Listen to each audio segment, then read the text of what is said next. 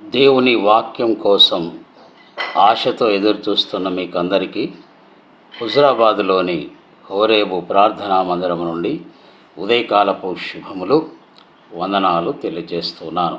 దేవుని వాక్యాన్ని చదువుకుందామండి. పరిశుద్ధ గ్రంథంలో నుంచి యోవేలు గ్రంథం 2వ అధ్యాయము 12వ వచనం. ఇప్పుడైనను మీరు ఉపవాసముండి కన్నీరు విడుచుచు దుఃఖించుచు మనపూర్వకముగా తిరిగి నా యొద్దకు రండి. ఇదే యెహోవా వాక్కు. క్రీస్తునందు ప్రియ సహోదరి సహోదరులారా, క్రైస్తవ జీవితంలో ఉపవాస ప్రార్థన జీవితం అనేది ఒక ప్రత్యేక అనుభవముగా మనము కలిగి ఉండవలసిన వారమై ఉంటున్నాం. ప్రపంచ మానవాళిని పాపశాపంలో నుంచి విమోచించడానికి నరవతారమెత్తి ఈ లోకానికి అరుదించిన మన రక్షకుడైన యేసుక్రీస్తుల వారు కూడా ఈ లోకములో ఆయన పరిచర్య ప్రారంభించక ముందు ఉపవాస ప్రార్థనతోనే ఆయన పరిచర్యను ప్రారంభించాడు. సుమారు 40 దినములు రేయింబగళ్ళు ఆయన ఆహారము భుజించలేదు, నీరు త్రాగలేదు అని మత్తయి సువార్త 4వ అధ్యాయంలో మనం చూస్తూ ఉంటున్నాం.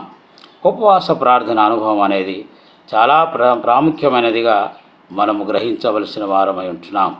దురాత్మ శక్తుల చేత పీడింపబడుతున్న వారిలో ఉన్న దురాత్మను పారద్రోలాలంటే కూడా మనకు ఉపవాస ప్రార్థన శక్తి చాలా అవసరము అనేటువంటి విషయాన్ని మార్కు సువార్త 9వ అధ్యాయంలో ప్రభువైన యేసుక్రీస్తుల వారు తన శిష్యులతో తెలియజేశాడు. అక్కడ ఒక మూర్ఛ వ్యాధితో బాధపడుతున్నటువంటి యవనస్తుని తండ్రి తీసుకొస్తాడు శిష్యుల దగ్గరికి. శిష్యులు ప్రార్థిస్తారు, ప్రయత్నిస్తారు, కానీ ఆ దురాత్మ ఆ యవనస్తులో నుంచి వెళ్ళిపోదు.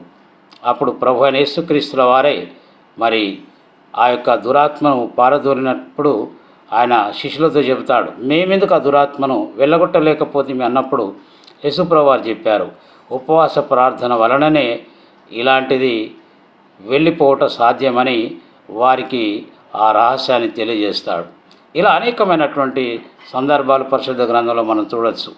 మోషే తన జీవితంలో ఆయన కూడా 40 రాత్రింబగళ్ళు ఆయన ఉపవాస ప్రార్థన అనుభవంతో ఉన్నట్లుగా మనము చూడవచ్చు. ఇలా ఎంతోమంది భక్తులు ఉపవాస ప్రార్థనలను వారు కొనసాగించినారు. ప్రియ సోదరి సోదరుడా, ఈ అనుభవం నీకు లేకపోతే ఈరోజైనా ఒక నిర్ణయం తీసుకొని ఉపవాస ప్రార్థనను మీరు కొనసాగించవలసిందిగా మనవి చేస్తున్నాను. అట్టి రీతిగా పరిశుద్ధాత్మ దేవుడు మనకు సహాయం